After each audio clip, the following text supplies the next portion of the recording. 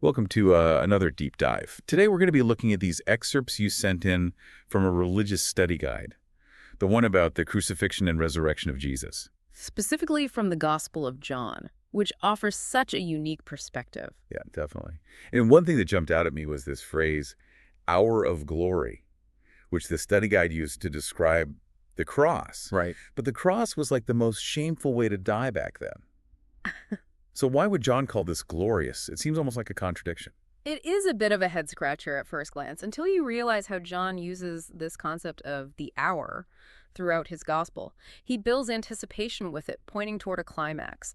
And have you ever felt that way in your own life? Like a build-up to something really important? Yeah, totally. Like when you're working towards a big goal or waiting for some big decision. Yeah. It's like you could just feel the energy building. Exactly, like something's about to happen. And that's what John does so well. He creates this sense of anticipation, and then boom, the cross becomes the climax, the hour of glory.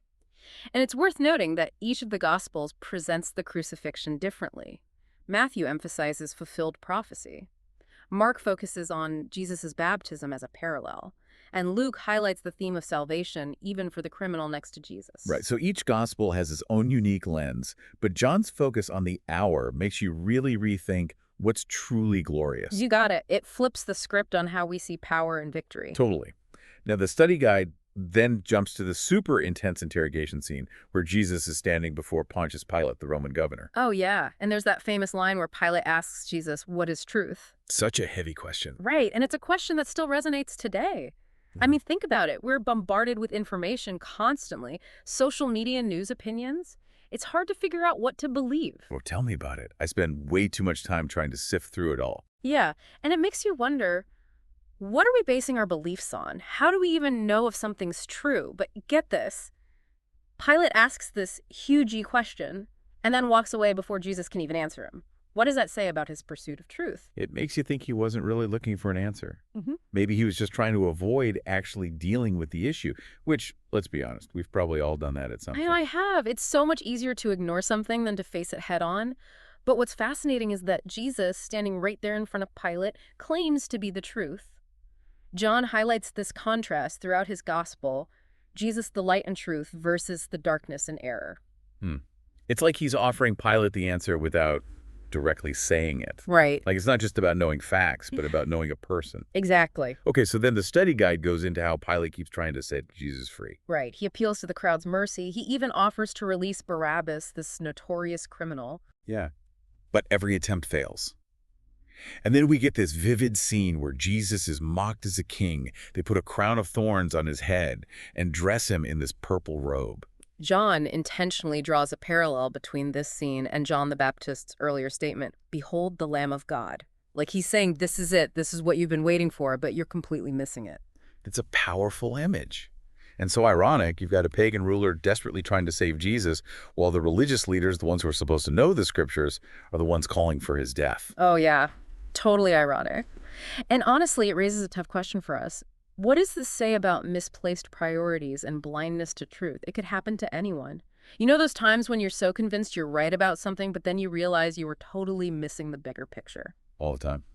And speaking of missing the point, the study guide mentions that the Jewish leaders actually say they have no king but Caesar, basically choosing political convenience over their own messianic hopes. Wow, that's heavy. I mean, they'd been waiting for the Messiah for centuries, and when he finally shows up, they reject him because he doesn't fit their expectations. Yeah, and because accepting him would have meant shaking things up, potentially losing their power and influence, which is something I think we can all relate to on some level, right? Like, what compromises are we making in our own lives to avoid rocking the boat? That is a question worth pondering for sure. Okay, so then we get to the actual crucifixion.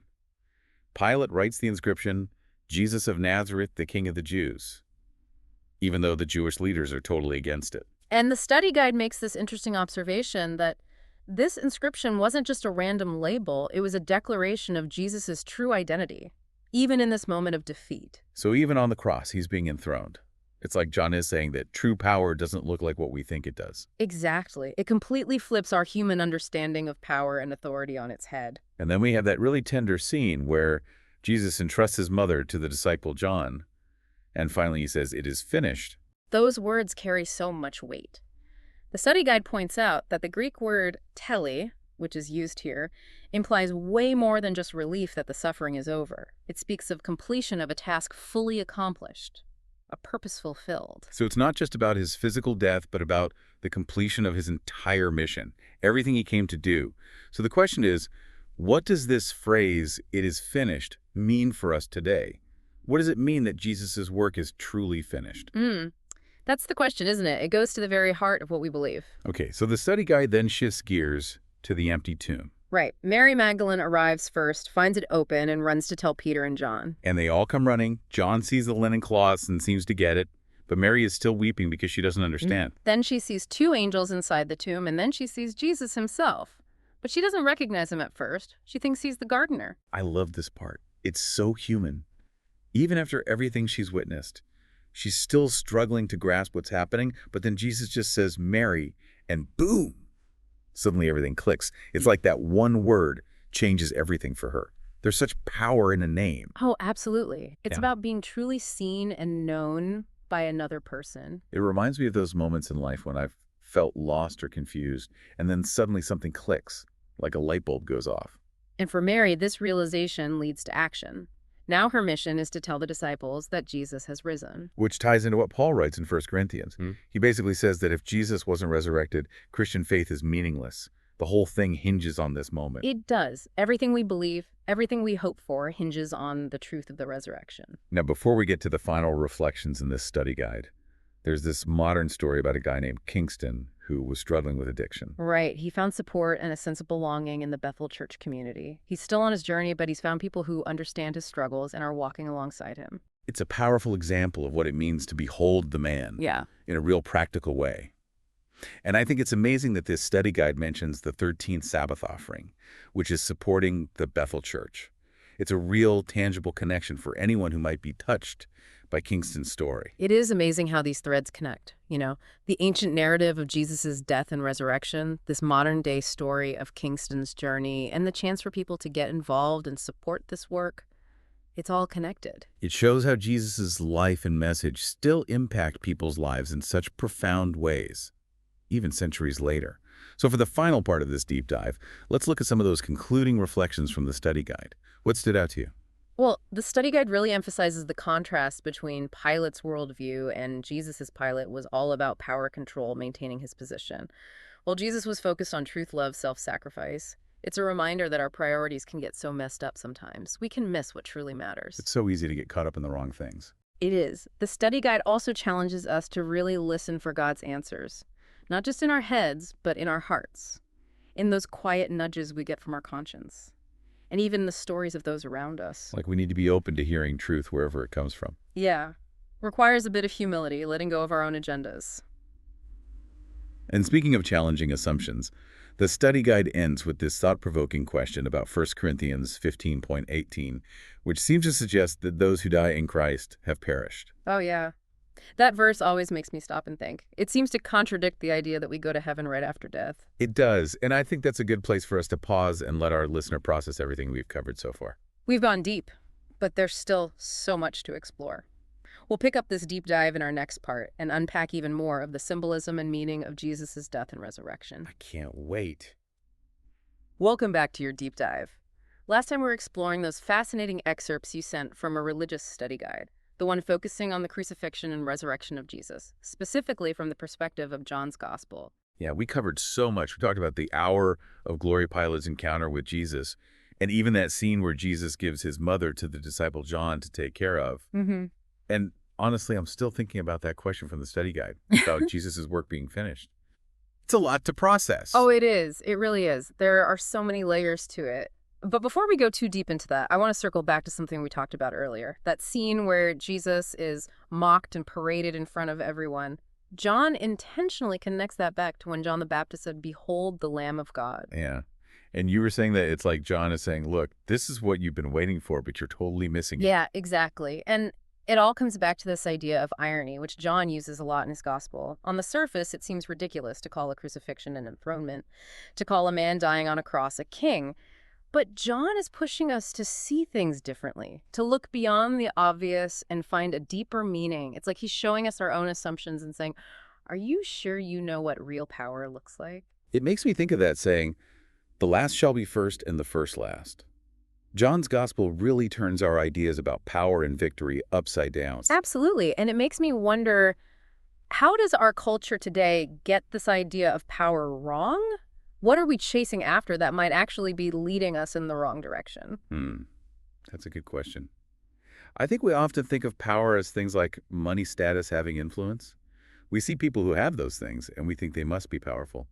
But the truth is, those things can disappear so quickly, and they don't really satisfy us in the end. That's so true. It's like we're always trying to build up our own little kingdoms to get more and more for ourselves instead of focusing on helping others, on building each other up. Yeah, it's like we're obsessed with being first, with being at the top, instead of embracing the idea of being last, putting others first. And that's where John's gospel challenges us. He shows us Jesus as the perfect example of power through humility, through serving others, through love. You know, it's interesting. Even Pilate, the Roman governor, he seems to sense that there's something different about Jesus, something truly powerful, even though he doesn't fully get it. Yeah, for sure. He keeps trying to release Jesus. It's almost like he's drawn to this different kind of authority. But in the end, he's too scared of what will happen, too worried about protecting his own power and position. And that's the sad part. He asks, what is truth? But he's not actually willing to hear the answer. It's like he had a chance to see the truth, but he was too blinded by his own ambition. And it reminds me of that story about Kingston and his struggles with addiction. It's interesting how his story connects to this idea of finding true power in unexpected places. Right. Kingston found strength and healing, not by trying to be strong on his own, but by admitting his weakness and asking for help. It makes me think of that verse in 2 Corinthians where Paul says, "My grace is sufficient for you, for my power is made perfect in weakness." It's almost like the more we try to hold on to our own power, our own self-sufficiency, the weaker we actually become. But when we let go and surrender to something bigger, that's when we find real strength and freedom. You got it. And that's the paradox of the cross. It's a symbol of both defeat and victory, weakness and strength, death and new life. Like John is saying, you have to let go of your old self, your ego, to truly live.